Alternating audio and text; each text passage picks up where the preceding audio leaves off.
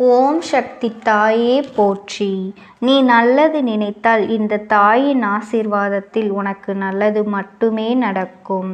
என் தங்க குழந்தையே, இன்று இந்த அம்மாவினுடைய வாக்கினை கேட்கும் நேரம் உன் வாழ்க்கையில் நல்ல விஷயங்கள் அத்தனையும் உன்னை தேடி வரப்போகின்றது என்பதனை நீ மறந்துவிடாதே. என் தங்க குழந்தையே, உன் கர்ம வினைகள் அத்தனையும் இன்றோடு உன்னை விட்டு விலகிவிடும். என் செல்ல குழந்தையே, இன்று உன்னை அதிகமாக காயப்படுத்திய உன்னுடைய வாழ்க்கை துணையினுடைய உறவான ஒரு பெண்ணுக்கு ஒரு மிகப்பெரிய விஷயம் நடக்கப் போகின்றது. இவளை பற்றிய செய்தி நிச்சயமாக உன்னை தேடி வரும். என் குழந்தையை நீ கண்டு கொள்ளாதே. நான் சொல்கின்ற ஒவ்வொரு விஷயத்திற்கும் ஒரு காரணம் உண்டு என்பது என் பிள்ளைக்கு நன்றாக தெரியும் அல்லவா? இந்த அம்மா காரணம் இல்லாமல் எந்த ஒரு செய்தியையும் உன்னிடத்தில் சொல்லிவிட மாட்டேன் அல்லவா? என் பிள்ளை, அதனை நீ புரிந்து கொண்டது உண்மை என்றால் நிச்சயமாக இன்று நான் சொல்லக்கூடிய இந்த விஷயமானது உன்னுடைய மனதிற்கு இதமான ஒரு செய்தியாக மாறிவிடும். உன்னை காயப்படுத்திய, உன்னுடைய வாழ்க்கையை அழிக்க நினைத்த, உனக்கு கொடுமைகளை செய்த இந்த பெண்ணினுடைய வாழ்க்கையை பற்றி நமக்கு எந்த கவலையும் தேவையில்லை. நாம் ஒரு பொழுதும் ஈவு இரக்கம் இவளுக்கு பட வேண்டிய அவசியமில்லை. என் குழந்தையே, நாம் மற்றவர்களின் வாழ்க்கையில் நல்லதை நினைக்காவிட்டாலும் மற்றவர்களுக்கு கெடுதல் செய்யாமல் இருக்க வேண்டும் என்ற எண்ணம் ஒவ்வொருவருக்குள்ளும் இருக்க வேண்டும். யார் வாழ்க்கையிலும் எந்த ஒரு கெடுதலையும் நாம் நினைக்காமல் நம்மை சூழ்ந்து வருகின்ற ஒவ்வொரு விஷயங்களையும் நாம் என்னவென்று நிச்சயமாக தெரிந்து கொள்ள வேண்டும். உன்னோடு நான் இருக்கின்ற இந்த நேரங்கள் இனி உனக்கான ஒவ்வொரு விஷயங்களையும் ஒரு சேர உன் கைகளில் கொண்டு வந்து தரும் பொழுது என் பிள்ளையே, இதையெல்லாம் நீ என்னவென்று நிச்சயமாக உணர்ந்து கொள்ளத்தான் வேண்டும். இந்த அம்மா ஒரு பெண்ணை பற்றி சொல்கின்றேன் என்றால் நிச்சயமாக அதனை ஒரு முறைக்கு 1000 முறை நான் சிந்தித்திருப்பேன் என்பதனை நீ மறந்து விடாதே. எந்த விஷயமானாலும் இந்த விஷயங்கள் உன்னுடைய வாழ்க்கையிலிருந்து உனக்கான சந்தோஷத்தை நிச்சயமாக கொடுக்க வேண்டும் என்பதற்காகத்தான் இந்த அம்மா உன்னை தேடி வந்திருக்கின்றேன்.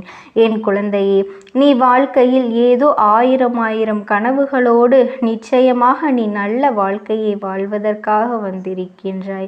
ஆனால் இங்கு வந்த உன்னுடைய கனவை எல்லாம் நொறுக்கி அடித்தவள் இந்த பெண். நீ எப்படியெல்லாம் வாழ வேண்டும் என்று ஆசைப்பட்டாயோ அதற்கெல்லாம் உன் வாழ்க்கை எதிர்மறையாக மாறியதற்கு காரணம் இந்த பெண். இவளினுடைய நடவடிக்கைகள் உன்னுடைய ஒட்டுமொத்த கனவையும் சிதைத்தது. நீ இப்படித்தான் வாழ வேண்டும் என்று நினைக்கும் பொழுது நீ என்ன நினைத்தாலும் உன்னை நான் வாழவிட மாட்டேன் என்பது போல உன்னுடைய ஒட்டுமொத்த வாழ்க்கைக்கும் முற்றுப்புள்ளி வைக்க துணிந்தவள் இந்த பெண். ஆரம்பத்திலேயே இந்த வாழ்க்கை முடிந்திருக்க வேண்டியது. ஆனால் உன்னுடைய பொறுமையினாலும் உன்னுடைய சகிப்புத்தன்மையினாலும் இந்த வாழ்க்கை இத்தனை தூரம் இழுத்து வந்திருப்பதே மிகப்பெரிய விஷயம் என்று சில நேரங்களில் நீ தனியாக யோசிக்கும் பொழுது உனக்கு அந்த எண்ணங்கள் தோன்றுகின்றது. இந்த வாழ்க்கையை நாம் எப்படி இவ்வளவு நாள் இழுத்து கொண்டு வந்தோம் என்று உனக்கே மனதிற்குள் பல எண்ணங்கள் தோன்றுகின்றது அல்லவா? ஏனென்றால் இந்த பெண் ஒருத்தியினால் மட்டுமே நீ சந்தித்த கொடுமைகள் ஏராளம். இவள் ஒருத்தி மட்டும் நின்று உனக்கு கொடுத்த துன்பங்கள் ஏராளம். நிம்மதியாக ஒரு வாய் சாப்பாடு கூட சாப்பிட முடியாமல் இவள் செய்த வேலைகள் எல்லாம் இன்னும் என் பிள்ளையின் மனதில் நீங்காத ரணமாக இருந்து கொண்டிருக்கின்றது. எப்பொழுதுமே நாம் எப்படி இருந்தோம், நாம் எப்படியெல்லாம் வாழ்க்கையை வாழ நினைத்தோம். இப்படி ஒரு விஷயம் நமக்கு வந்ததனால்தானே, நாம் திருமணம் என்ற பந்தத்திற்குள் இணைந்ததனால்தானே நம் வாழ்க்கையில் இப்படியெல்லாம் மற்றவர்களின் கேள்விகளுக்கு பதில் சொல்லவும் மற்றவர்கள் எதற்கெடுத்தாலும் அனுமதி கேட்கவும் நம் வாழ்க்கை மாறிவிட்டது என்று என் குழந்தை நீ வருத்தப்பட்டு நிற்கின்றாய். ஆனால் இதுவெல்லாம் இப்பொழுது உனக்கு பழகிவிட்டது. ஏனென்றால் காலம் முழுவதும் இதுவேதான் வேலையாக இந்த பெண் செய்து கொண்டிருக்கின்றாள் எனும் பொழுது அதையே நினைத்து கொண்டிருக்காமல் எப்படியாவது இதையெல்லாம் நாம் எதிர்த்து விட வேண்டும் என்ற எண்ணம் உனக்குள் இருந்தாலும் அதை செயல்படுத்துவதில் உனக்கு காலதாமதம் ஆகி கொண்டேதான் இருந்தது. ஏனென்றால் நம்முடைய துணையின் உறவு அல்லவா? அப்படி இருக்கும் பொழுது நாம் எதை செய்தாலும் அது இவர்களையும் சேர்த்து நினைத்தல்லவா பாதிக்கும். நீ எப்படி என்னுடைய உறவுக்கு இது போன்ற ஒரு காரியத்தை செய்தாய்? அவர்கள் என்னதான் செய்தாலும் அதை நீ என்னிடத்தில் அல்லவா சொல்லி இருக்க வேண்டும்.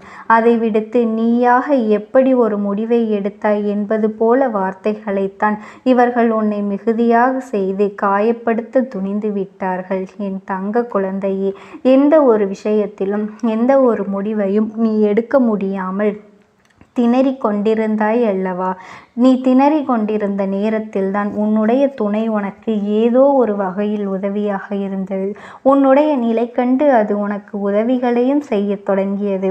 உன் வாழ்க்கை துணையின் உறவான இந்த பெண்ணின் நடவடிக்கைகள் சரியில்லை, இவர்கள் நம் துணையோடு சேர்ந்து நடந்து கொள்கின்ற விதம் சரியில்லை என்பதனை நீ புரிந்து கொள்ள தொடங்கினாய். உன்னை நிம்மதியாக வாழவிடக்கூடாது, உனக்கு எப்பொழுதும் சந்தோஷம் இருக்கக்கூடாது என்பதுதான் அந்த பெண்ணின் முழுமையான எண்ணமாக இருந்தது.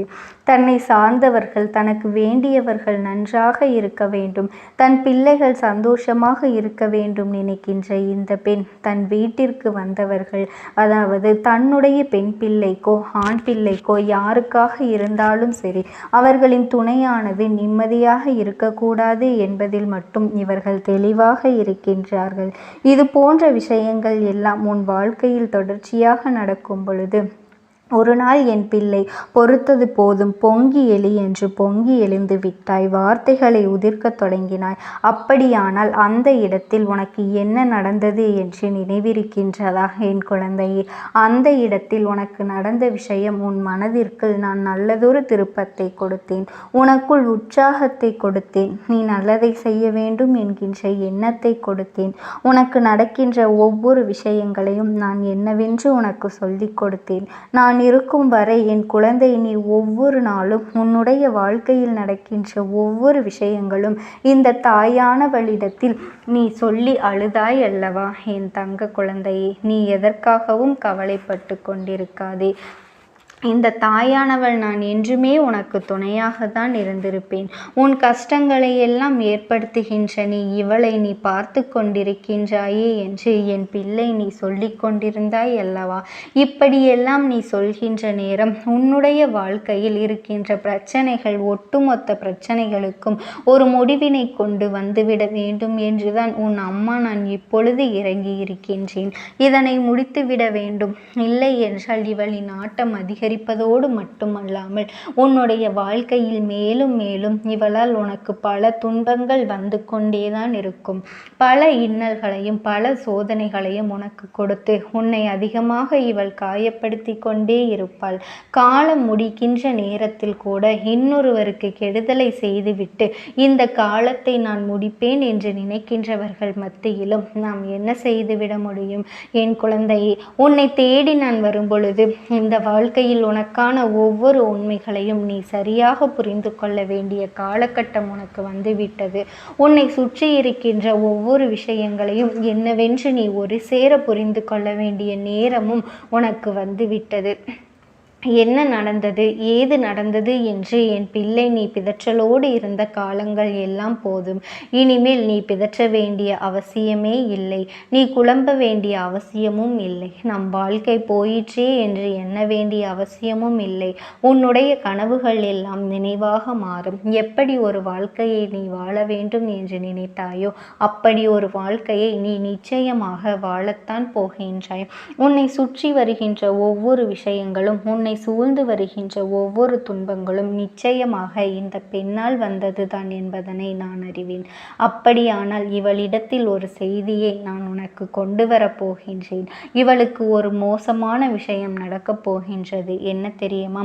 அவள் செய்த பாவம், அவள் செய்த துரோகம், அவள் அடுத்தவர்களின் வாழ்க்கையை அழிக்க நினைத்த மிகப்பெரிய பாவத்திற்கான தண்டனை அவளுக்கு கிடைக்கப் போகின்றது.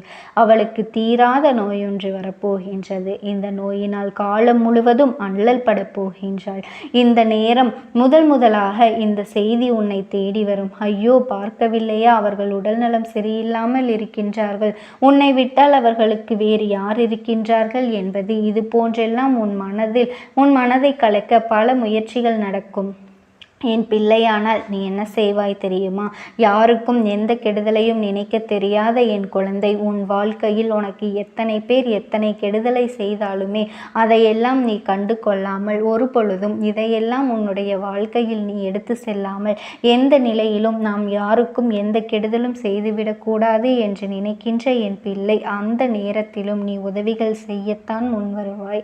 என் தங்க குழந்தையே, நீ எப்பொழுதும் மற்றவர்களுக்கு நல்லதை மட்டுமே செய்து கொண்டிரு. இந்த தாயானவளினுடைய அன்பும் ஆசீர்வாதங்களும் உனக்கு என்றென்றைக்குமே முழுமையாக கிடைத்து கொண்டேதான் இருக்கும். ஓம் சக்தி. ஓம் ஆதிபரா சக்தி.